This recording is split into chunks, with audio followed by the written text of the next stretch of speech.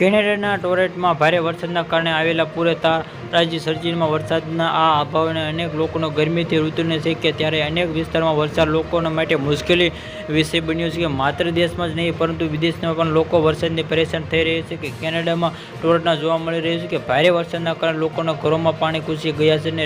રેપરની હવેલી પાણી ઘૂસી ગયા હતા. કેનેડીમાં રેપર ક્રિડિકની હવેલી નામને એબીસી જેમાં પૂરું નામ પાણી ઘૂસી ગયું હતું અને આ રેપરે પોતે વિડીયો શેર કર્યો કે જેમાંથી પૂરનું પાણી ઝડપથી અને ઘૂસતું જોવા મળી રહ્યું છે કે જે આ પ્રયાસમાં પરંતુ તેમાંથી પ્રયાસ ન્યૂનતમના વાઇપસમાંથી ડોક્ટરે કંઈક સારું થવા માટે જણાવી દીધું કે એક્સપ્રેસ માટીના પ્રકારનું પીણું અને વિડીયોમાં